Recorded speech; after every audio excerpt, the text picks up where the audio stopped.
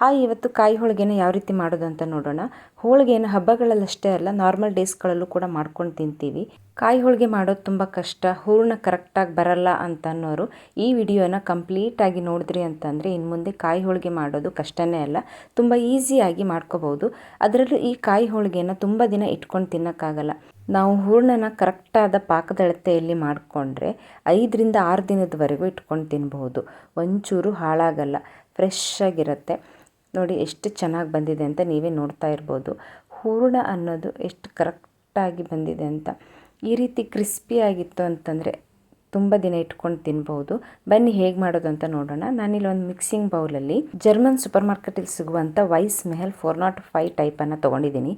ಇದು ಸೇಮ್ ಮೈದಾ ಥರನೇ ಇರುತ್ತೆ, ಆದರೆ ಪ್ಯೂರ್ ಮೈದಾ ಅಲ್ಲ ಅಂತ ಹೇಳ್ತಾರೆ. ಇವರು ಕೇಕ್ ಮಾಡುವಾಗ ಯೂಸ್ ಮಾಡ್ತಾರೆ.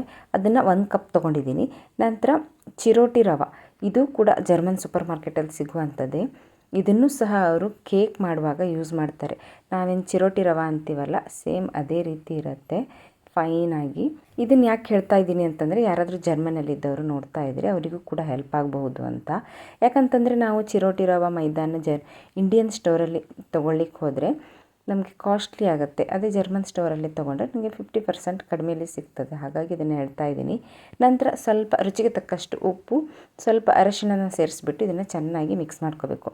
ಚೆನ್ನಾಗಿ ಮಿಕ್ಸ್ ಮಾಡ್ಕೊಂಡಿದ ನಂತರ ಸ್ವಲ್ಪನೇ ನೀರು ಹಾಕ್ಕೊಂಡು ಚಪಾತಿ ಹಿಟ್ಟನ್ನು ಕಲಿಸ್ಕೊತೀವಲ್ಲ, ಅದೇ ರೀತಿಯಾಗಿ ಇನ್ನು ಸ್ಮೂತಾಗಿ ಕಲಿಸ್ಕೋಬೇಕು.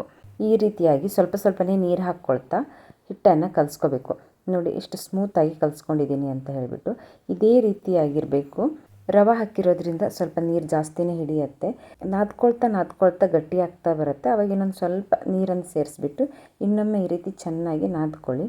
ನಿಮ್ಮ ಹತ್ರ ಎಷ್ಟು ಸಾಧ್ಯನೋ ಅಷ್ಟು ಚೆನ್ನಾಗಿ ನಾದ್ಕೊಳ್ಳಿ. ಚೆನ್ನಾಗಿ ನಾದ್ಕೊತೀವಲ್ಲ, ಅಷ್ಟು ನಮಗೆ ಹೋಳಿಗೆನ ಲಟ್ಸ್ಕೊಳ್ಳುವಾಗ ತುಂಬ ಈಸಿಯಾಗಿ ಲಟ್ಸ್ಕೋಬೋದು. ಹಾಗೆ ಶೇಪ್ ಕೂಡ ಚೆನ್ನಾಗಿ ಬರುತ್ತೆ. ನೋಡಿ ಚೆನ್ನಾಗಿ ನಾದ್ಕೊಂಡಿದ ನಂತರ ನೋಡಿ ಡಫ್ ಅನ್ನೋದು ಈ ರೀತಿಯಾಗಿರುತ್ತೆ. ನಂತರ ಮೇಲ್ಗಡೆಯಿಂದ ಅಡುಗೆ ಎಣ್ಣೆನ ಹಾಕಿಬಿಟ್ಟು ಮಿನಿಮಮ್ 6 ಅವರ್ ಆದರೂ ಇಡಬೇಕು. ಓವರ್ ನೈಟ್ ಕೂಡ ಇಡಬಹುದು, ಏನೂ ತೊಂದರೆ ಇಲ್ಲ. ನಿಮ್ಮ ಹತ್ರ ಟೈಮ್ ಇಲ್ಲ ಅಂತಂದರೆ ಮಿನಿಮಮ್ 6 ಅವರ್ ಆದರೂ ಇದನ್ನು ನೆನೆಯೋದಕ್ಕೆ ಬಿಡಬೇಕು. ನೋಡಿ ಎಣ್ಣೆನ ಸ್ವಲ್ಪ ಜಾಸ್ತಿನೇ ಹಾಕಿಬಿಟ್ಟು ಇದನ್ನು ಕ್ಲೋಸ್ ಮಾಡಿ 6 ಅವರ್ ನೆನೆಯೋದಕ್ಕೆ ಇಟ್ಟರೆ ಸಾಕು. ನಂತರ ಅದಕ್ಕೆ ಬೇಕಾಗಿರುವಂಥ ಹೂರಣನ ರೆಡಿ ಮಾಡ್ಕೊಳ್ಳೋಣ. ಹೂರಣ ರೆಡಿ ಮಾಡ್ಕೊಳ್ಳೋದಕ್ಕೆ ನಾನಿಲ್ಲಿ ಒಂದು ಕಡಾಯಿನ ಸ್ಟವ್ ಮೇಲೆ ಇಟ್ಬಿಟ್ಟು 2 ಕಪ್ ಆಗುವಷ್ಟು ಹಸಿ ತೆಂಗಿನಕಾಯಿ ತುರಿನ ತೊಗೊಳ್ತಾ ಇದ್ದೀನಿ. ನಾನು ತೊಗೊಂಡಿರೋದು ಫ್ರೋಝನ್ ಗ್ರೈಂಡೆಡ್ ತೆಂಗಿನಕಾಯಿ ತುರಿ. ನೀವು ನಾರ್ಮಲ್ ತೆಂಗಿನಕಾಯಿ ತುರಿನ ತೊಗೊಳ್ತಾ ಇದ್ದಿದ್ರ ಅಂತಂದರೆ ತೆಂಗಿನಕಾಯಿ ತುರಿ ಅನ್ನೋದು ಫೈನಾಗಿರಬೇಕು. ಸಪೋಸ್ ಫೈನಾಗಿಲ್ಲ, ದೊಡ್ಡದಾಗಿದೆ ಅಂತಂದರೆ ಅದನ್ನೊಂದು ಮಿಕ್ಸಿ ಜಾರಿಗೆ ಹಾಕಿಬಿಟ್ಟು ಆನ್ ಆಫ್ ಮಾಡ್ಕೊಳ್ತಾ 1-2 ಸೆಕೆಂಡ್ ಇಟ್ಟರೆ ಸಾಕು, ಫೈನಾಗಿಬಿಡುತ್ತೆ. ನಂತರ ನಾನಿಲ್ಲಿ 2 ಕಪ್ ತೆಂಗಿನಕಾಯಿ ತುರಿಗೆ 1.5 ಕಪ್ನಷ್ಟು ಬೆಲ್ಲನ ಸೇರಿಸ್ಕೊಂಡಿದ್ದೀನಿ. ಬೆಲ್ಲನ ನಿಮ್ಮ ಅಗತ್ಯಕ್ಕೆ ತಕ್ಕಂತೆ ಹೆಚ್ಚು ಕಡಿಮೆ ಮಾಡ್ಕೋಬಹುದು. 1 ಕಪ್ ಬೆಲ್ಲನೂ ಸಹ ಸೇರಿಸ್ಕೋಬಹುದು. ನೋಡಿ ನಾನು ಸ್ವಲ್ಪನೂ ನೀರು ಹಾಕದೇನೆ ಈ ರೀತಿ ಸ್ಪೂನಿಂದ ತಿರುಗಿಸ್ತಾ ಬಿಸಿ ಮಾಡ್ಕೊಳ್ತಾ ಇದ್ದೀನಿ. ಬಿಸಿ ಮಾಡ್ಕೊಳ್ತಾ ಈ ರೀತಿ ನೀರು ಬಿಟ್ಕೊಳ್ಳುತ್ತೆ. ತೆಂಗಿನಕಾಯಿಯಲ್ಲಿರೋ ನೀರು ಸಹ ಬಿಟ್ಕೊಳುತ್ತೆ. ಹಾಗೆ ಬೆಲ್ಲನೂ ಕೂಡ ಮೆಲ್ಟಾಗಿ ಈ ರೀತಿ ಟೆಕ್ಸ್ಚರ್ ಬರುತ್ತೆ. ನೀರು ಸೇರಿಸ್ಕೊಳ್ಳೋದಕ್ಕೆ ಹೋಗಬೇಡಿ. ಈ ರೀತಿ ನೀರು ಸೇರಿಸ್ಕೊಳ್ಳೋದೇನೆ ಹೂರಣನ ರೆಡಿ ಮಾಡಿಕೊಂಡ್ರೆ ಹೂರಣ ಕೂಡ ಬೇಗ ರೆಡಿ ಆಗುತ್ತೆ ಮತ್ತು ಬೇಗ ಕೆಡಲ್ಲ. 5 ರಿಂದ 6 ದಿನದವರೆಗೂ ಇಟ್ಕೊಂಡು ತಿನ್ಬಹುದು, ಫ್ರೆಶ್ ಆಗಿ ಇರುತ್ತೆ. ನೋಡಿ ಆಲ್ಮೋಸ್ಟ್ ಹೂರಣ ರೆಡಿಯಾಗೋಯಿತು. ಇವಾಗ ಸ್ವಲ್ಪ ಏಲಕ್ಕಿ ಪೌಡ್ರನ್ನ ಸೇರಿಸ್ಬಿಟ್ಟು ಇನ್ನೊಮ್ಮೆ ಚೆನ್ನಾಗಿ ಮಿಕ್ಸ್ ಮಾಡಿಕೊಂಡು ಸ್ಟವ್ ಆಫ್ ಮಾಡಿಕೊಂಡ್ರೆ ಸಾಕು. ಪೂರ್ತಿ ತಣ್ಣಗಾಗಿದ್ದ ನಂತರ ಇನ್ನೊಂದು ಚೂರು ಗಟ್ಟಿ ಆಗುತ್ತೆ. ಬಿಸಿ ಇರುವಾಗಲೇ ಹೋಳಿಗೆನ ಮಾಡ್ಕೊಳ್ಳೋಕೆ ಹೋಗ್ಬೇಡಿ. ಪೂರ್ತಿ ತಣ್ಣಗಾಗಿದ್ದ ನಂತರನೇ ಹೋಳಿಗೆನ ಮಾಡ್ಕೊಳ್ಳಿ. 2 ಮೇನ್ ಕೆಲಸ ಮುಗೀತು. ಇವಾಗಿರೋದು ಹೋಳಿಗೆನ ಮಾಡ್ಕೊಳ್ಳೋದು. ನೋಡಿ ಹೂರಣ ತಣ್ಣಗಾಗಿದ್ದ ನಂತರ ಈ ರೀತಿ ಗಟ್ಟಿಯಾಗಿದೆ. ಇದನ್ನ ಇವಾಗ ಒಂದು ಮೀಡಿಯಮ್ ಸೈಜ್ನ ಉಂಡೆಗಳನ್ನಾಗಿ ಮಾಡಿಟ್ಕೊಳ್ತಾ ಇದ್ದೀನಿ. ನಾನು ತೊಗೊಂಡಿರೋ 2 ಕಪ್ ತೆಂಗಿನಕಾಯಿ ತುರಿನಲ್ಲಿ 20 ಹೋಳಿಗೆನ ಮಾಡ್ಕೋಬಹುದು. ನಿಮ್ಮ ಸೈಜಿಗೆ ತಕ್ಕ ಹಾಗೆ ನೀವು ಸ್ವಲ್ಪ ಹೂರಣನ ಕಡಿಮೆ ಹಾಕ್ಕೊಳ್ತೀರಾ ಅಂತಂದರೆ ಒಂದು 20 to 25 ಹೋಳಿಗೆನೂ ಸಹ ಮಾಡ್ಕೋಬಹುದು. ನಂತರ ಇಲ್ಲಿ ಹಿಟ್ಟು ಕಲಸಿಟ್ಟು 6 ಅವರ್ ಆಗಿದೆ. ನೋಡಿ ಚೆನ್ನಾಗಿ ನೆನ್ಕೊಂಡಿದೆ. ಹೋಳಿಗೆ ಮಾಡ್ಕೊಳ್ಳೋದಕ್ಕೆ ರೆಡಿಯಾಗಿದೆ. ಇವಾಗ ಇದನ್ನೊಂದು ಸ್ಮಾಲ್ ಬಾಲ್ ಸೈಜಲ್ಲಿ ಹಿಟ್ಟನ್ನು ತಗೊಂಡು ಈ ರೀತಿಯಾಗಿ ಕೈಯಲ್ಲಿ ಒಂಚೂರು ಲಟ್ಸ್ಕೋಬೇಕು. ನಂತರ ಅದರ ಮಧ್ಯದಲ್ಲಿ ಮಾಡಿಟ್ಕೊಂಡಿರೋ ಹೂರಣನ ಇಟ್ಬಿಟ್ಟು ಕೈಯಲ್ಲೇ ಈ ರೀತಿ ಕವರ್ ಮಾಡ್ಕೋಬೇಕು. ನೋಡಿ ನಾನು ತೋರಿಸ್ತಾ ಇದ್ದೀನಲ್ಲ, ಇದೇ ರೀತಿಯಾಗಿ ಫೋಲ್ಡ್ ಮಾಡ್ಕೋಬೇಕು. ನಿಧಾನಕ್ಕೆ ಈ ರೀತಿಯಾಗಿ ಫೋಲ್ಡ್ ಮಾಡಿಕೊಂಡ್ರೆ ಎಲ್ಲೂ ಕೂಡ ಓಪನ್ ಆಗಲ್ಲ. ನೋಡಿ ಕ್ಲೋಸಿಂಗ್ ಕೂಡ ಕರೆಕ್ಟಾಗಿ ಮಾಡಿಕೊಂಡ್ರೆ ಎಲ್ಲೂ ಕೂಡ ಓಪನ್ ಆಗದೇ ಹೋಳಿಗೆನ ಮಾಡ್ಕೋಬಹುದು. ಓಪನ್ ಆಯಿತು ಅಂತಂದರೆ ಹೂರಣ ಎಲ್ಲ ಹೊರಗಡೆ ಬಂದುಬಿಟ್ಟು ನಾವು ಬೇಯಿಸ್ಕೊಳ್ಳುವಾಗ ಸೀದೋಗಿಬಿಡುತ್ತೆ. ಸೊ ಕರೆಕ್ಟಾಗಿ ಕ್ಲೋಸಿಂಗ್ ಮಾಡ್ಕೊಳ್ಳಿ. ಇದೇ ರೀತಿ ಎಲ್ಲನೂ ಮಾಡಿಟ್ಕೊಂಡು ನಂತರ ನೀವು ಬಾಳೆ ಎಲೆನಾದರೂ ತೊಗೋಬೋದು ಅಥವಾ ಹೋಳಿಗೆ ಶೀಟ್ ಬರುತ್ತಲ್ಲ ಅದನ್ನಾದರೂ ತೊಗೋಬೋದು. ನಾನಿಲ್ಲಿ ಬೇಕಿಂಗ್ ಪೇಪರ್ನ ತೊಗೊಂಡು ಅದ್ರ ಮೇಲೆ ಲಟ್ಸ್ಕೊಳ್ತಾ ಇದ್ದೀನಿ. ನೋಡಿ, ಕೈಯಲ್ಲೇ ನೀವು ನೋಡ್ತಾ ಇರ್ಬೋದು, ಕೈಯಲ್ಲೇ ಎಷ್ಟು ಈಸಿಯಾಗಿ ಹೋಳಿಗೆನ ಲಟ್ಸ್ಕೊಂಡು ಕರೆಕ್ಟಾಗಿ ಶೇಪ್ ಕೂಡ ಮಾಡ್ಕೋಬಹುದು ಅಂತ.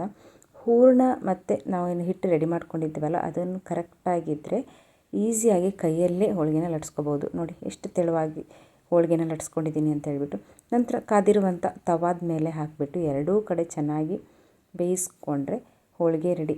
ನೀವು ಸ್ವಲ್ಪ ರೋಸ್ಟ್ ಕೂಡ ಮಾಡ್ಕೋಬೋದು. ಸ್ಟವ್ನ ಲೋ ಫ್ಲೇಮಲ್ಲಿ ಇಟ್ಬಿಟ್ಟು ಎರಡೂ ಕಡೆ ಚೆನ್ನಾಗಿ ರೋಸ್ಟ್ ಮಾಡಿಕೊಂಡ್ರೂ ಸಹ ತುಂಬ ದಿನದವರೆಗೆ ಹಾಳಾಗದಂತೆ ಇಟ್ಕೋಬೋದು. ನೋಡಿ, ನಾನು ತೋರಿಸ್ತಾ ಇದ್ದೀನಲ್ಲ, ಇದೇ ರೀತಿಯಲ್ಲಿ ಮಾಡಿಕೊಂಡ್ರೆ 5ರಿಂದ 6 ದಿನದವರೆಗೂ ಹಾಳಾಗದಂತೆ ಇಟ್ಕೊಂಡು ತಿನ್ನಬಹುದು. ಮತ್ತೊಂದೇನಂತಂದರೆ ತೆಂಗಿನಕಾಯಿ ತುರಿ ದೊಡ್ಡ ದೊಡ್ಡದಿತ್ತು ಅಂತಂದರೆ ನಾವು ಹೋಳಿಗೆ ಲಟ್ಸ್ಕೊಳ್ಳುವಾಗ ಓಪನ್ ಆಗಿಬಿಡುತ್ತೆ. ತೆಂಗಿನಕಾಯಿ ನಾವು ದೊಡ್ಡ ದೊಡ್ಡ ತುರಿಗಳೆಲ್ಲ ಸಿಕ್ಬಿಟ್ಟು ಓಪನ್ ಆಗಿಬಿಡುತ್ತೆ. ಹಾಗಾಗಿ ತೆಂಗಿನಕಾಯಿ ತುರಿನ ಫೈನಾಗಿ ತೊಗೊಳ್ಳೋದು ಬೆಟರು. ನೋಡಿ, ಎರಡೂ ಕಡೆ ರೋಸ್ಟ್ ಆಗಿದೆ. ಇಷ್ಟಾದರೆ ಸಾಕು. ಇದೇ ರೀತಿ ಎಲ್ಲನೂ ಮಾಡಿಕೊಂಡ್ರೆ ಈಸಿಯಾದ ಮೆಥಡಲ್ಲಿ ಕಾಯಿ ಹೋಳಿಗೆನ ಮಾಡ್ಕೋಬೋದು. ನೋಡಿದ್ರಲ್ಲ ಎಷ್ಟು ಈಸಿಯಾಗಿ ಕಾಯಿ ಹೋಳಿಗೆನ ಮಾಡ್ಕೋಬೋದು ಅಂತ. 5ರಿಂದ 6 ದಿನದವರೆಗೂ ಫ್ರೆಶ್ಶಾಗಿ ಇಟ್ಕೊಂಡು ತಿನ್ಬೋದು. ಬೆಲ್ಲದಿಂದ ಮಾಡಿರೋದ್ರಿಂದ ಒಂಚೂರು ಕೆಡಲ್ಲ, ಫ್ರೆಶ್ ಆಗಿರುತ್ತೆ. ನೋಡಿ ಎಷ್ಟು ಪರ್ಫೆಕ್ಟಾಗಿ ಹೋಳಿಗೆ ಬಂದಿದೆ ಅಂತ. ಇನ್ನೇನು ತಡ, ಕಾಯಿ ಹೋಳಿಗೆನ ಮಾಡ್ಕೊಂಡು ತಿನ್ನಿ. ಹಾಗೆ ರೆಸಿಪಿ ಹೇಗಿತ್ತು ಅಂತ ಕಮೆಂಟ್ ಮಾಡೋದನ್ನು ಮರಿಬೇಡಿ. ಈ ರೆಸಿಪಿ ಏನಾದರೂ ನಿಮ್ಗೆ ಇಷ್ಟ ಆಗಿದರೆ ಪ್ಲೀಸ್ ಲೈಕ್ ಮಾಡಿ, ಆದಷ್ಟು ಶೇರ್ ಮಾಡಿ. ಹಾಗೆ ನೀವೇನಾದರೂ ನನ್ನ ಚಾನಲ್ನ ಇನ್ನೂ ಸಬ್ಸ್ಕ್ರೈಬ್ ಮಾಡ್ಕೊಂಡಿಲ್ಲ ಅಂತಂದರೆ ಸಬ್ಸ್ಕ್ರೈಬ್ ಮಾಡಿ, ಸಪೋರ್ಟ್ ಮಾಡಿ. Thank you. Bye bye.